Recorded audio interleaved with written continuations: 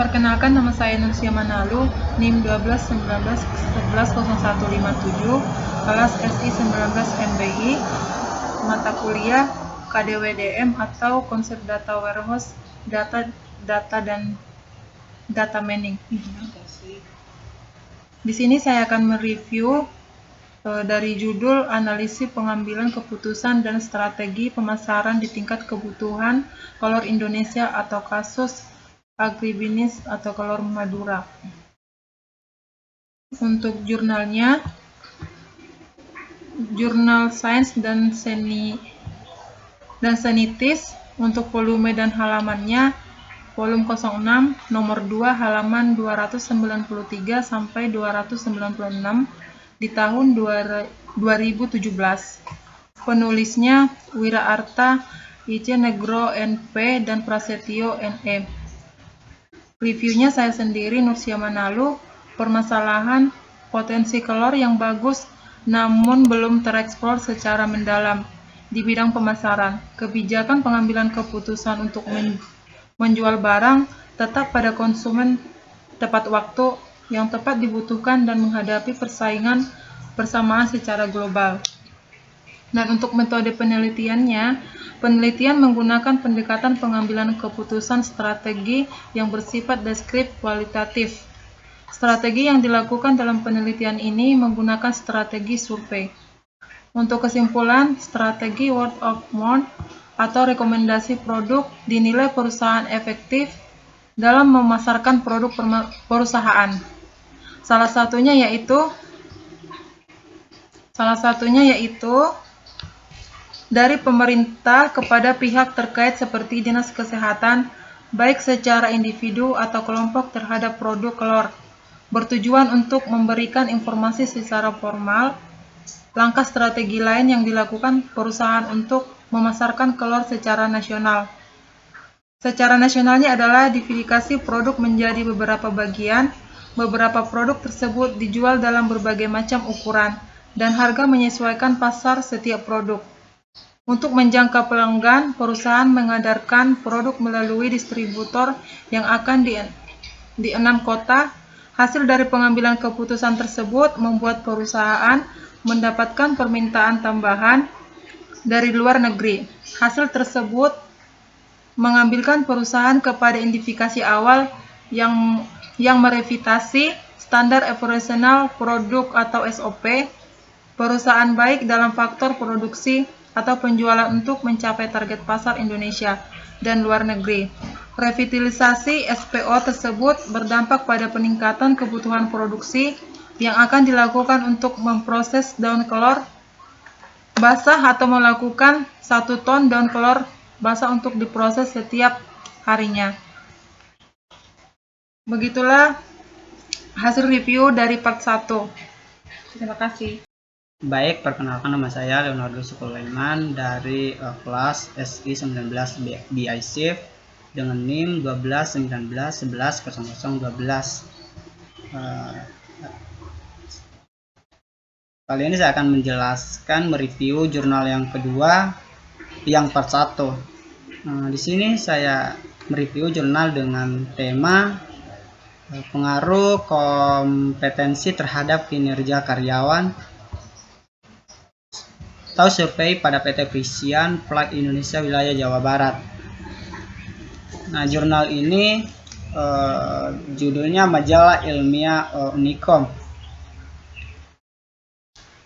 Volume dan halaman yaitu volume 07 dan nomor 2 halamannya 249 sampai 267. Tahun pembuatan jurnal ini yaitu di tahun 2011. Penulisnya Winanti, dan yang mereview saya sendiri, Leonhardus. Permasalahan dari jurnal ini yaitu belum tercapainya target kinerja karyawan yang ditetapkan pada PT Frisian Flag Indonesia dikarenakan jumlah hasil kerja yang dilakukan karyawan belum tercapai target dan kurang menyeimbangi kebutuhan masyarakat.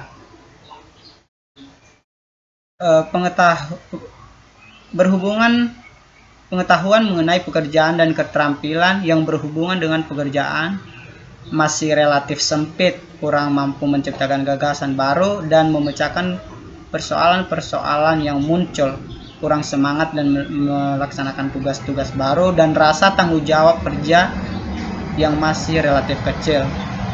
Nah, metode penelitian ini digunakan yang digunakan dalam jurnal ini yaitu metode penelitian yang survei, yakni deskriptif dan explanatory survey.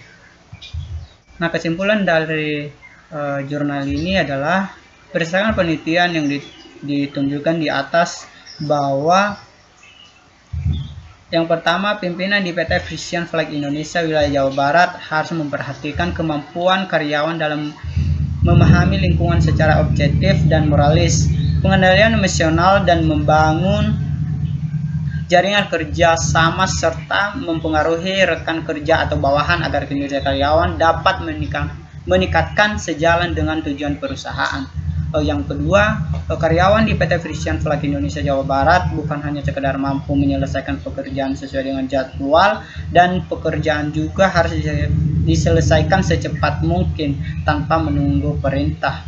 Namun kualitas dari pekerjaan karyawan itu juga menjadi tolak ukur peningkatan kinerja karyawan.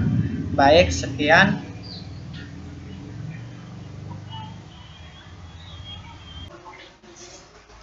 Baiklah, di sini saya akan menjelaskan dari part 2, mencari sebuah dataset dari kaggle.com minimal sebanyak 1000 instan dan minimal terdapat 2 vektor atau input.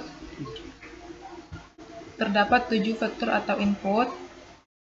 Di sini saya sudah mencari dataset Health Classification yang berjudul Fetal Health Classification. Dan saya sudah mendownload dataset 1000. Di sini saya akan membuka dataset tersebut.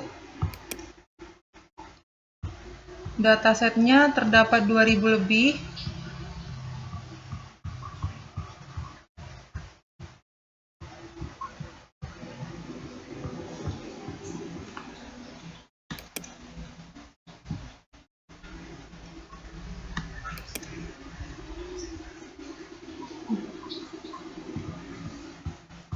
Nah, datasetnya terdapat 2127 data.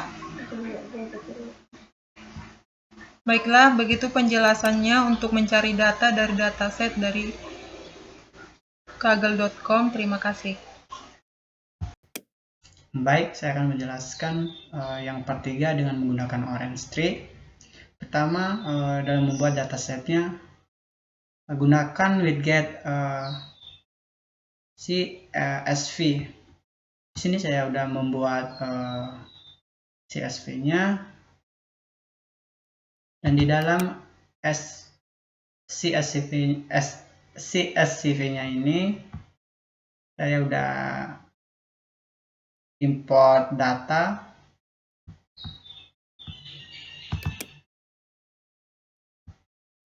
Nah, datanya sebanyak 2000 lebih.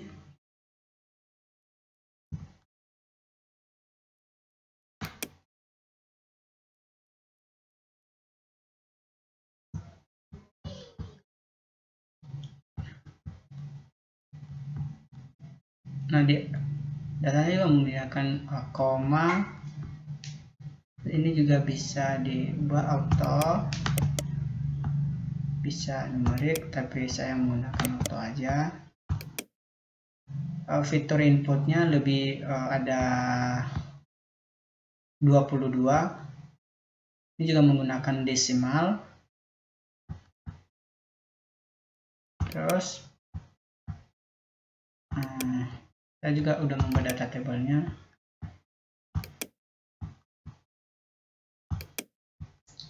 Yang kedua, gunakan data table untuk menampilkan dataset yang Anda dapatkan. Udah tadi data tablenya. Yang ketiga, gunakan widget Seller Columns.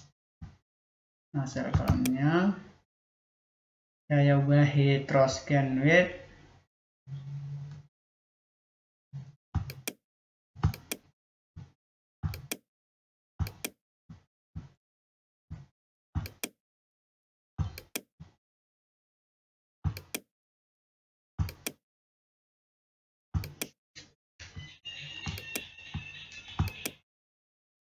Oke. Dan 4, gunakan get process. Di dalam proses ini untuk melakukan normalize fitur, lakukan normalize sehingga data di antara nilai 0 dan 1. Pilih normalize, fiturnya normalize, dan menggunakan normalize to interval 0,1. Oke, selanjutnya nomor 5, gunakan widget rank untuk mendapatkan 5 fitur input terbaik yang memiliki skor. Kalau kita lihat di sini, nah ini kan gunakan 5, tapi saya menggunakan 10 aja. Ini seperti ini hasilnya.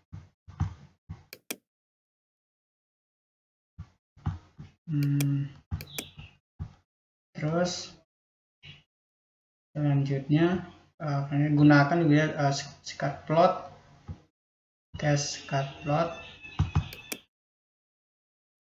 gunakan juga di attribution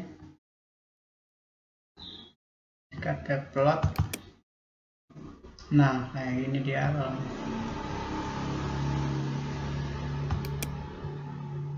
ini warna.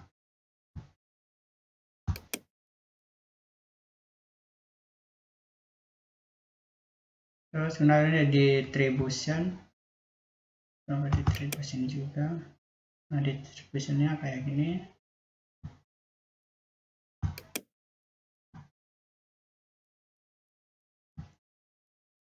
Yang patternnya gunakan naive bus, tree, logits, widget, CV, dan random. Saya udah membuat yang sini. Naive bus,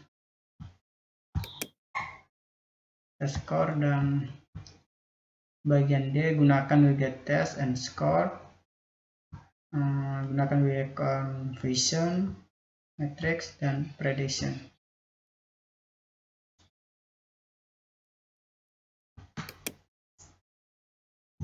Nah, ini proses datasetnya.